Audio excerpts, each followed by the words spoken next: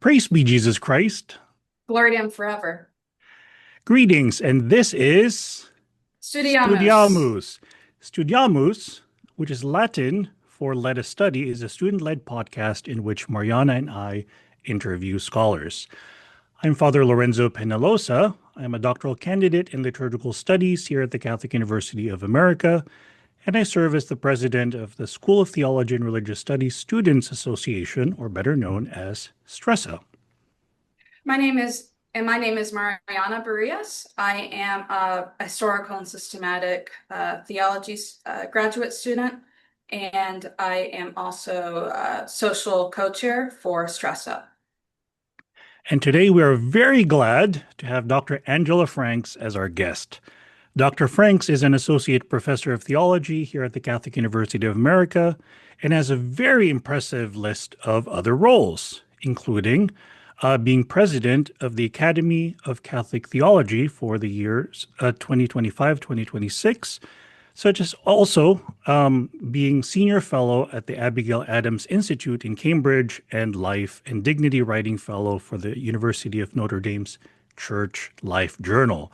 Dr. Franks, welcome to Studiamus. Thanks for having me. Well, great. So let's start off actually, Dr. Franks, what drew you to academia? Can you tell us a little bit more about your academic journey? Sure. Both of my parents were professors. So being a professor seemed normal. It's not like there was any pressure at all to go into academia, but I always knew it was an option. And yeah, it was just really clear to me that the things that I wanted to do, basically reading and writing, were really well suited for being a professor. And so that's what I did. And you've had quite the eventful year. You've published a new book called Body and Identity, A History of the Empty Self. And I understand that you presented this book to Pope Leo and Pope Leo the 14th in Rome. So Yeah. I want to hear all about it. Yeah, that was pretty amazing.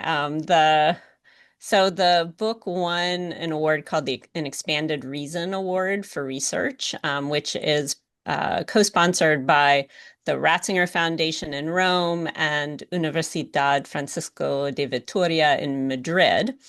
And they had the award ceremony and a conference in Rome. And as part of that, we got to meet the Pope. And so it was after one of the Wednesday audience talks. So we were outside in front of St. Peter's. And when my daughter saw the pictures, she's like, "You don't have your glasses on." And I was like, "Well, I had my sunglasses on because I was like looking right into the sun."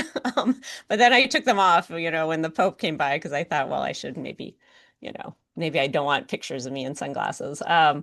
But yeah, he sort of just there were three research winners. So there were three of us that he, kind of went down the line and greeted and sort of moved steadily. But when he came to me, I said, "Holy Father, I'm from the Catholic University of America." And he stopped and paid attention, which I thought was very cool.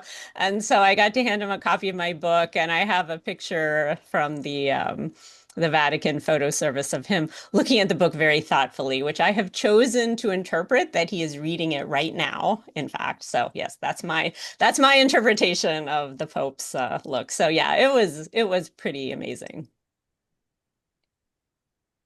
No, I think that's absolutely fantastic. And you're new to the university, so as of just a few months ago. So I'm glad you're able to share that with him. Yeah, thank you. Yeah, I'm both new and old because Hmm. in 1997 I got a master's in philosophy from the School of Philosophy. So I am an alum, but that was a while ago, nearly 30 years ago. So it's really nice to be back here. Yeah.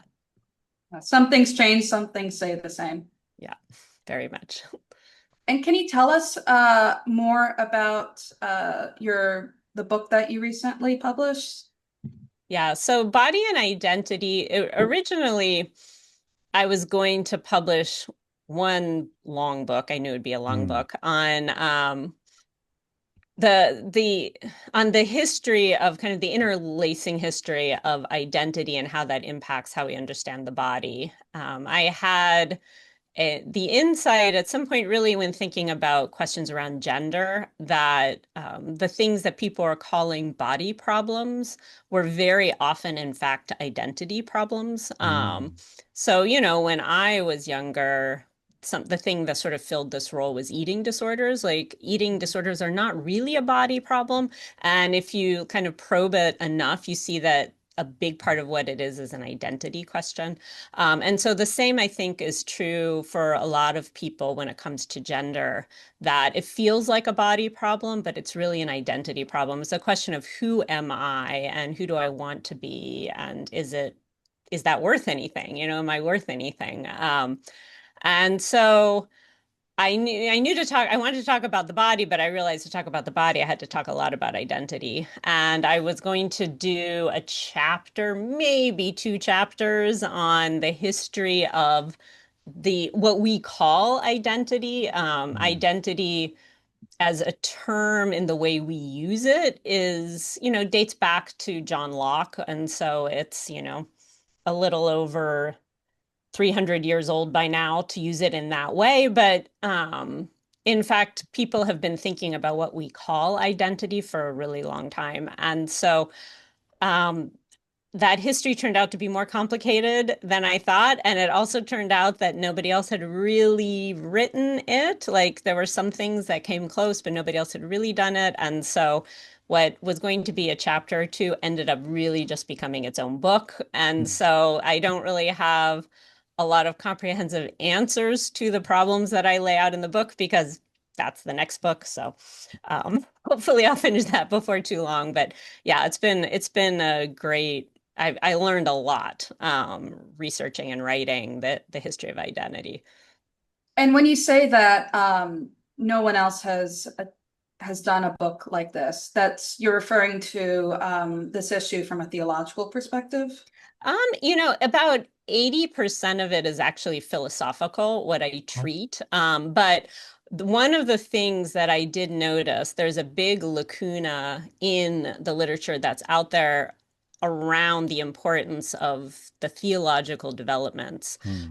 So somebody like Charles Taylor, who wrote Sources of the Self, or his book on the secular age, he's trained as a philosopher. He's in fact Catholic. I mean, I believe he's a devout Catholic, but he really doesn't know what was happening. So in Sources of the Self, he kind of notoriously jumps from Plato to Augustine to Descartes. And there might be other people before Augustine, I can't remember, but he's not giving any attention to the fourth, fifth, sixth, and seventh centuries of Christian theology, where it's really Christian theologians that are pushing forward the whole understanding of person at all. It's a metaphysical reality, and then like what that means existentially, because they're trying to figure out who and what Jesus is. So that is definitely a big lacuna in most of the kind of historical treatments of the history of the self. So I was happy to bring my theological expertise to bear, even though, as I say, it's not a huge part of this book. It'll be a much bigger part of the solution that I'm offering. But at least, I tried to retrieve the patristic thinkers from the memory hole in which they have been shoved, and remind people that like Christians really are concerned about what we call identity because of like what it says about Jesus Christ. Do you have any first thoughts yet about what the next book in terms of a solution might look like? Yeah, because for so long I was writing the first and the second book at the same time, thinking it was all one book. I have pretty far along, in fact, in the second book. And what I argue is that the identity. So what the conclusion that I come to in the first book, so the subtitle, A History of the Empty Self, that identity is liquefied, meaning it's not grounded primarily in solid structures like family, nation, race, the kinds of things that pre-moderns relied very heavily on to understand who they were, how they fit into the cosmos and the world. So Christianity relativizes those to some degree. They're good and they're important, but they're not ultimate. And so the ultimate source of identity for Christianity is God's call to the individual human person. And you see this in, people who are considered in many ways sort of very solid and reputable Christians like Thomas Aquinas, who is actually extremely rebellious. If you look at his biography, I'm sure in a very sort of soft-spoken and, non-demonstrative kind of way, but very rebellious. I mean, his family, like if he would have followed the solid identity cues, he would have followed what his family wanted. He would have gone to be the abbot of Monte Cassino, which I'm sure would have been lovely, but that wasn't God's call for him. And so he resists this otherwise good thing that's being dictated to him by these solid structures in order to follow God's call. So that's what I'm fleshing out more in the second book. No offense to Benedictines. No, it really was lovely. Right. It is lovely. Yes. Monte Cassino is amazing, but yeah. So one thing you alluded to is the liquid identity. And I remember, as I know, one of the recurring themes of your research is liquid modernity. Can you say a little bit more about, I guess, where we're at this point in history? Yeah. So I get that term from Zygmunt Bauman, who's one of these kind of theoretical sociologists who liked big picture stuff. And so a lot of sociologists don't like him because it's like big picture narratives as opposed to like drilling down into, a lot of statistics or something. But he has this observation that I think is fundamentally correct, that what people tend to call postmodernity, he calls liquid modernity, in contrast to the previous solid modernity. So in liquid modernity, what becomes important is flexibility, speed, the idea that liquids have a strength that solids don't. And it's the strength of being able to flow out of the way of danger, right? And that becomes more and more important in our age. Now, I think modernity in general was a liquefying phenomenon to a degree that Bauman doesn't, I think, fully grasp, but he's not an intellectual historian. So, it's not really his wheelhouse. But I think, this is the kind of thing where people are like, nobody wants to commit. And, I say, come over to, have a barbecue at my house this weekend, and I get a lot of maybes, or people don't respond at all. And it's like this sense of like really kind of a sense of urgency that it's important that I keep all of my options open, because if I commit to one thing, that necessarily means that I'm ruling other things out, and narrowing the scope of my choices is in and of itself a bad thing. I think that's one of the basic kind of ideas of liquid modernity, that flexibility and the ability to pivot is of primary importance. And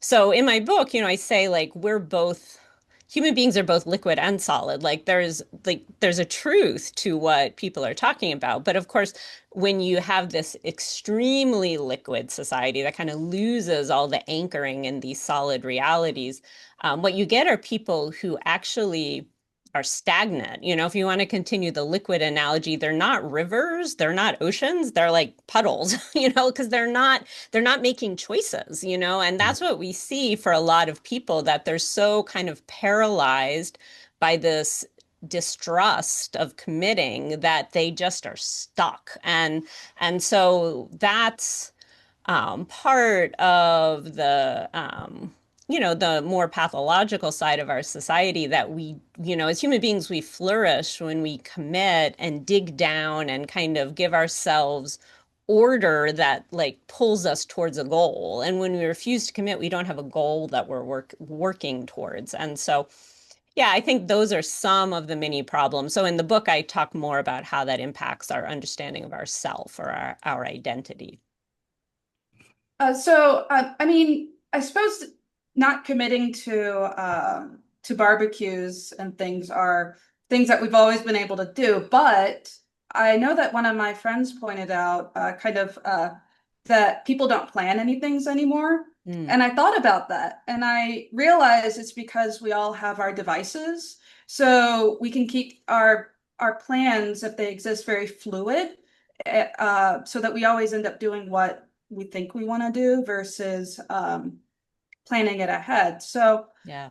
So my question is this actually is something that Father Lorenzo and I have been talking about, is Mhm. how technology is impacting Mhm. our view of ourselves and just generally, in whichever way you'd like to respond to that. And what contribution do you think Catholic theology can give to help us reclaim what it means to be human? Yeah.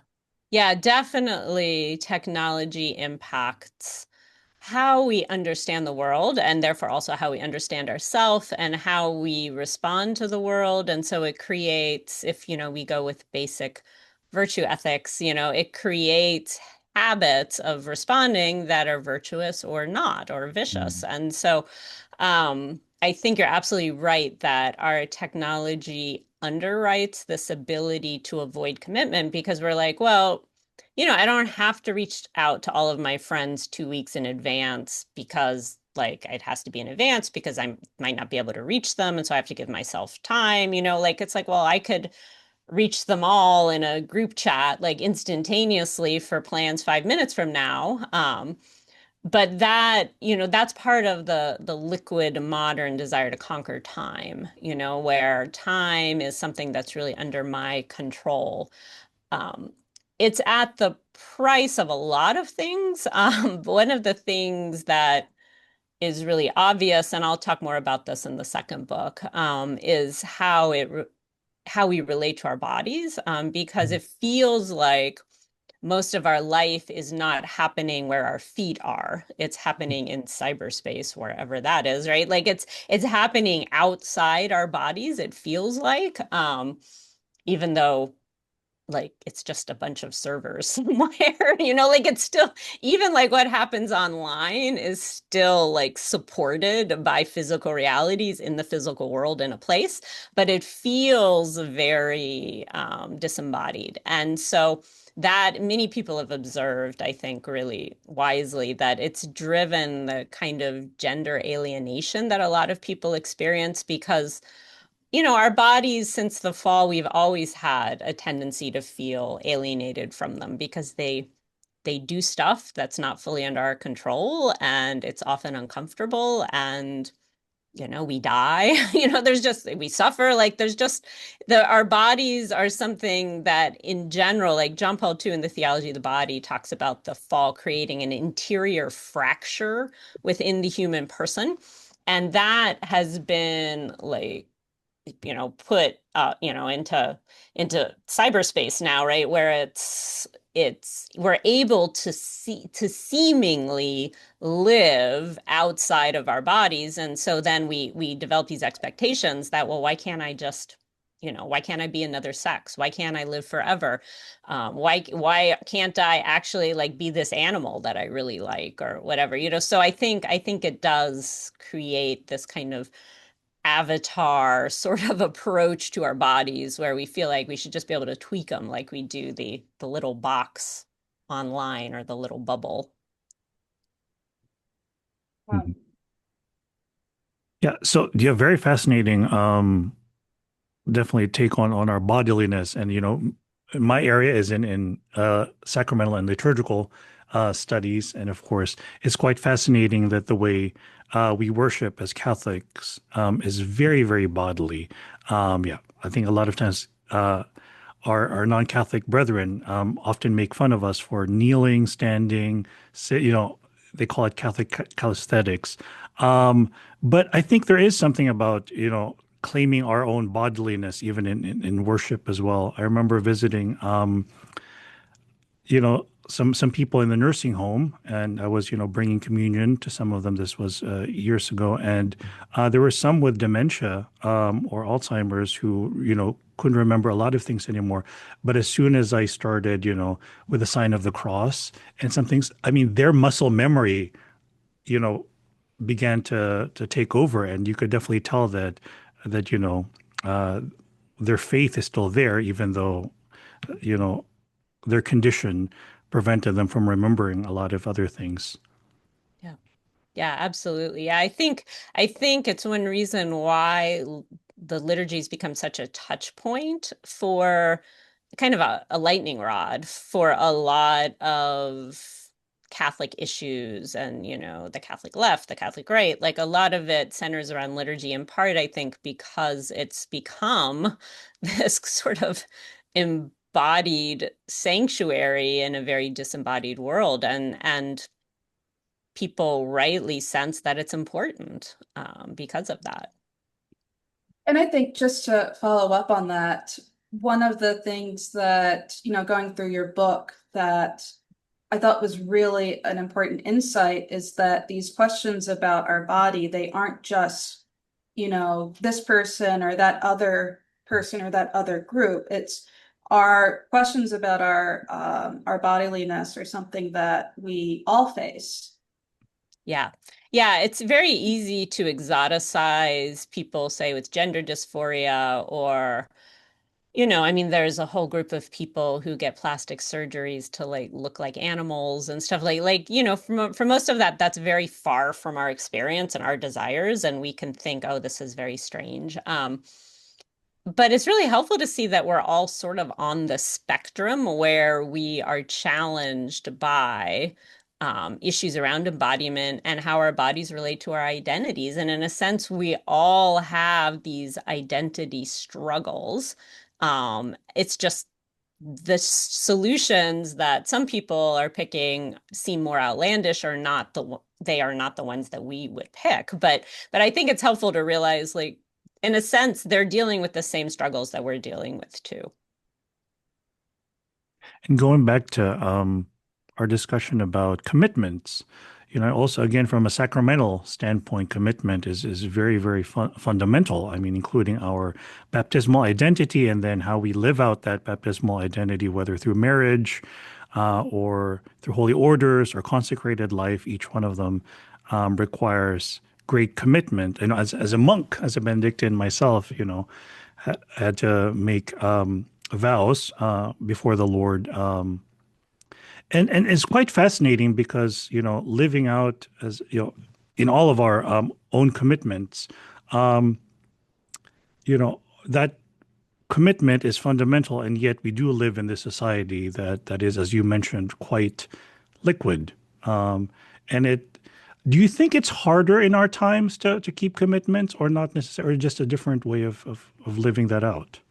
I think it's harder Okay. because if you spend your life avoiding commitment, even if it's in the little Mm, things, then you just become um, wired, like it's mm, instinctive to avoid commitment. And, like this is one thing that became clear with something like cohabitation before marriage. So when couples mm. live together before marriage, um, that the data for a while was really clear that people who did that were 50% more likely to divorce if they ended up getting married than people who had not cohabited.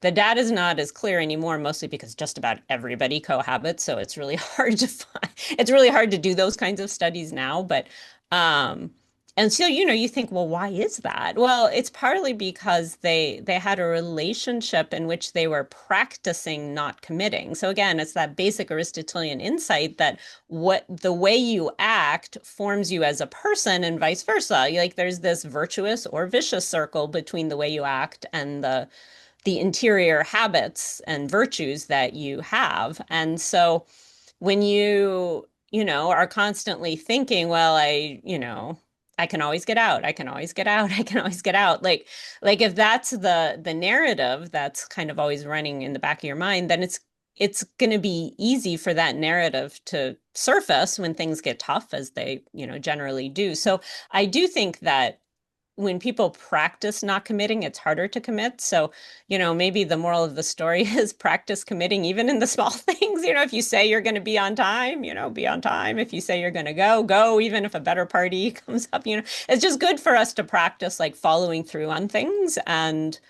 realizing that our word means something and that we should be willing to give our word. We should, let people know, yes, I'm going to come to your barbecue, instead of yeah, just instead of prioritizing, being able to opt out whenever we feel the urge to opt out.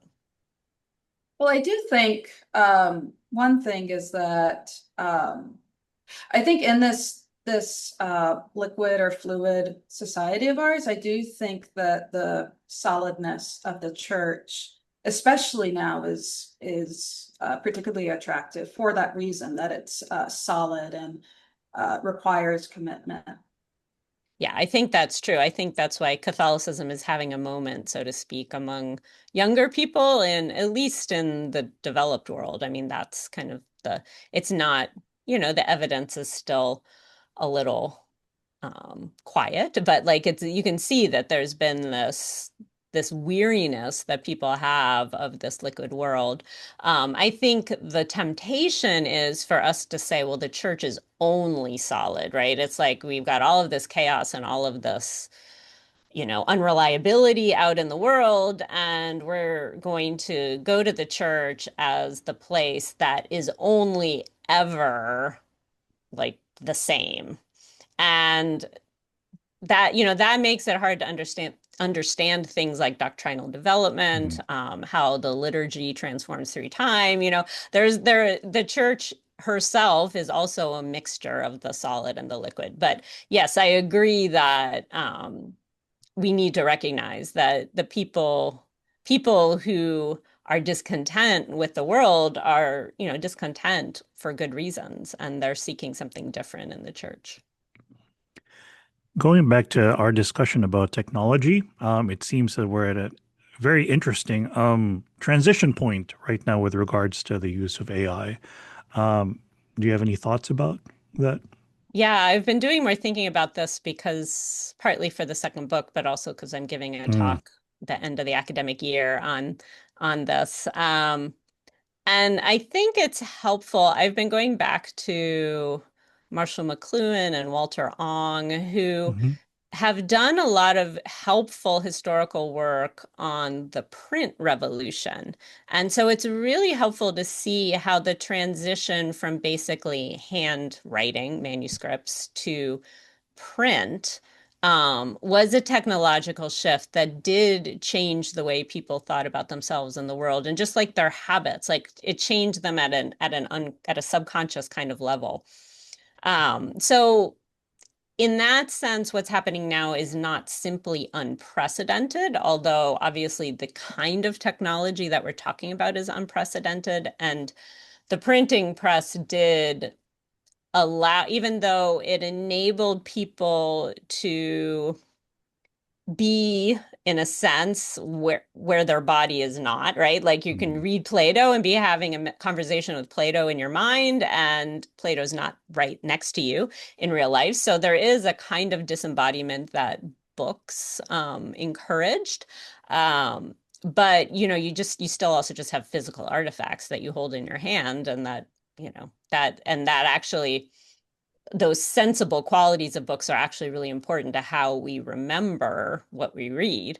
Yeah, the shift to AI, I think, I I'm worried that we're going to see an elite who know how to think, they know how to write, they don't have to rely on AI, they know how to read texts, like an elite who can do these things that really are just part of basic literacy that doesn't mean you have to like are a professor. You're doing this at the level of, academic, where it's your full-time job or something, but just kind of basic comfort with texts, reading texts, producing texts, thinking that is going to become the product, like that's going to be reserved for an elite, and everybody else is basically, gonna just rely on AI, which is really scary because like I get really nervous when libraries get rid of physical copies of books and stuff like that, because AI makes mistakes and sometimes those mistakes get replicated. And so like because some AI has made the mistakes, then other AI trains on that and the mistake gets replicated. And like, like at some point you have to be able to point to something in the physical world and say, no, no, it says here on page 119, it says the exact opposite. That's not what this thinker thinks, but if we just trust AI, like it's really it's yeah, there's a lot of things that I don't like about this potential future. I don't think reading and writing will just simply go away, but I do think they'll kind of be luxury elite things, just like now where like people in Silicon Valley don't let their kids have iPads and it's going to be the same thing. It's like the people who are producing this kind of thing are not going to be the ones consuming it. So that's depressing. Sorry. Do you see any opportunities though? Any positives? Um, so I think in other fields, like I know that people in like scientific or engineering fields can do things at much greater speed that really would be impossible. So like here at Catholic U, our provost worked in genetics and used AI to analyze the human genome in a way that you just couldn't do if you were relying on, just human beings and the kind of time that it would take. So there's definitely things that for which AI is really well geared. But in my field, I feel like no, there's really nothing that like it's just better to go look it up in the catechism yourself. Like it's just better because you you had to use your mind and your brain is plastic and it benefits from being used and like you had to like think about where you were going to find it in the catechism and maybe consult the admittedly pretty lousy index in the catechism and I don't know, like it just requires more of you in a way that's actually really beneficial. So yeah, I don't really see a plus for it in theology, philosophy, the humanities.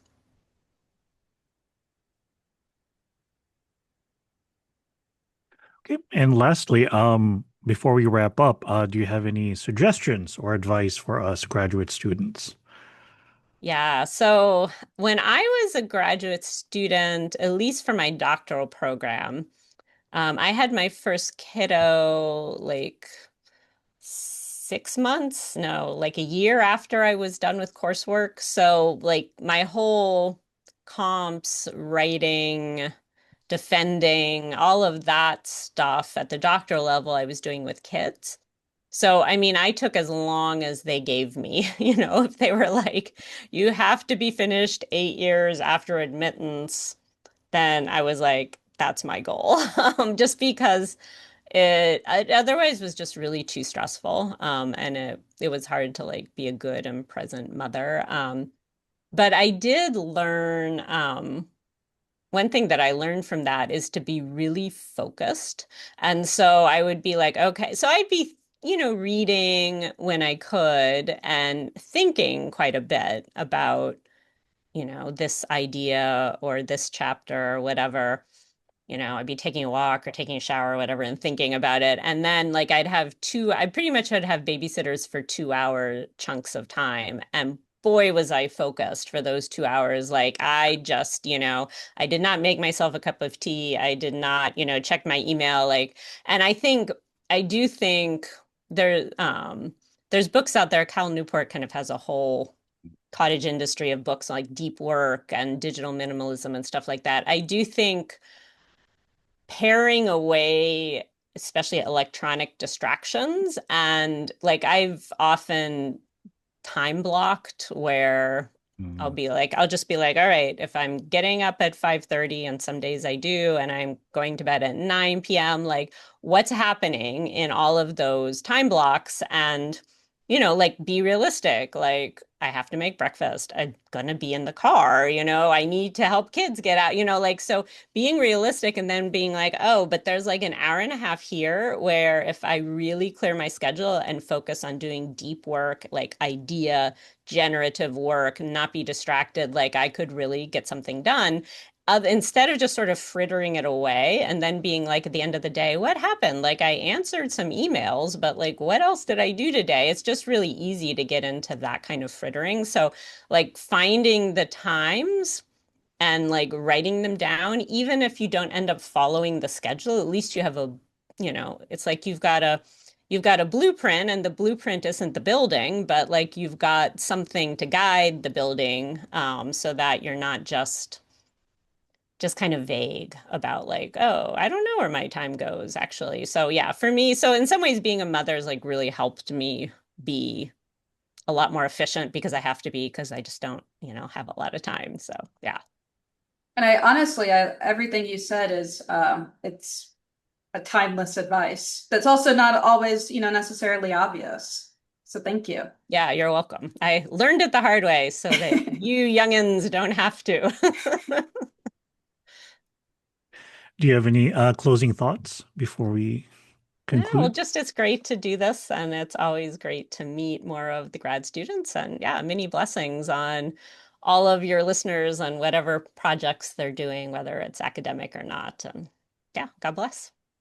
Yeah, thank you very much, really, for joining us here. One of the rationales for me and Mariana starting this podcast is a lot of us grad students here at Catholic U really want to get to know more about our professors, your thoughts and projects you're working on and things. We only interact with professors a lot of times in the classroom, and so it's good to have these other opportunities Yeah, to great. Thank get you. to know you more.